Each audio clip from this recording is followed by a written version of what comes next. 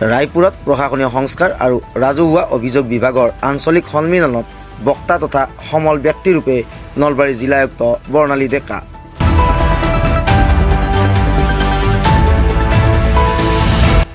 সুপ্ৰশাসন সন্দৰ্ভত ভাৰত চৰকাৰ কৰ্মচাৰী ৰাজহুৱা অভিযোগ আৰু পেঞ্চন বিভাগৰ দ্বাৰা 2024 বৰ্ষৰ 21 আৰু 22 নৱেম্বৰত ছত্তীশগড়ৰ ৰাজধানী ৰায়পুৰত আয়োজিত কৰা আঞ্চলিক সন্মিলনত নলবাৰী জিলা আয়ুক্ত বৰ্ণালী ডেকাই বক্তা তথা সমল ব্যক্তিৰূপে আমন্ত্ৰণক্ৰমে অংশগ্ৰহণ কৰি নলবাৰী জিলাৰ সামগ্ৰিক বিকাশৰ ক্ষেত্ৰত গ্ৰহণ কৰা সংপৃক্ত পদ্ধতি সন্দৰ্ভত নিজৰ বক্তব্য প্ৰদান কৰে।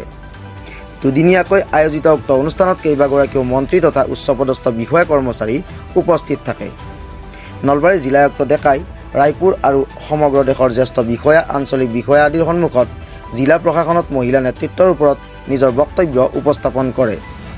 ডেকাই প্ৰজ্ঞানগৰী নলবাৰী জিলা প্ৰশাসনৰ স্বকীয়তাৰ বিষয়ে উল্লেখ কৰে, য'ত জিলা আয়ুক্ত আৰক্ষী অধীক্ষক কেইবাগৰাকীও অতিৰিক্ত জিলা আয়ুক্ত খণ্ড উন্নয়ন বিষয়া চক্ৰ বিষয়া জিলা তথ্য আৰু জনসংযোগ বিষয়া বিত্ত আৰু গাণনিক বিষয়া কোষাগাৰ বিষয়া নিৰ্বাচন বিষয়াকে ধৰি সকলো স্তৰতে মহিলা বিষয়াই সেৱা আগবঢ়াই আছে। এই গোলাপী শক্তিয়ে নলবাৰী জিলাৰ সামগ্ৰিক উন্নয়নৰ সংপৃক্ত পদ্ধতিৰ দিশত কেনেদৰে অৰিহণা যোগাইছে সেই বিষয়ে তেওঁ আলোকপাত কৰে। তেওঁ মহিলা সহকৰ্মীসকলৰ সহানুভূতিশীল তথা একমুখী দৃষ্টিভংগী বহুমুখী প্ৰতিভা সম্পন্নতা আদিৰ বিষয়ে আলোকপাত কৰে। তেওঁ মহিলা বিষয়াসকলক যিকোনো ক্ষেত্ৰত সহজ লক্ষ্য হিচাপে লোৱা তথা উচ্চ পাৰিবাৰিক দায়িত্ব ইত্যাদিকে ধৰি মহিলা বিষয়াসকলৰ ক্ষেত্ৰত চিন্তা কৰিবলগীয়া অন্য কিছুমান কথাও উপস্থাপন কৰে।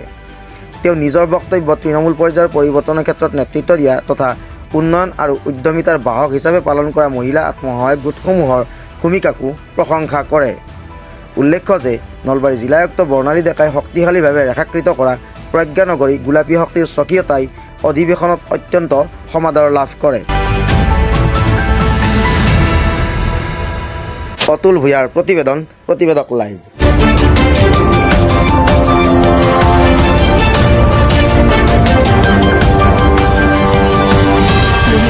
প্ৰতিবেদক লাইভ, পোহৰৰ দিশে এখোজ।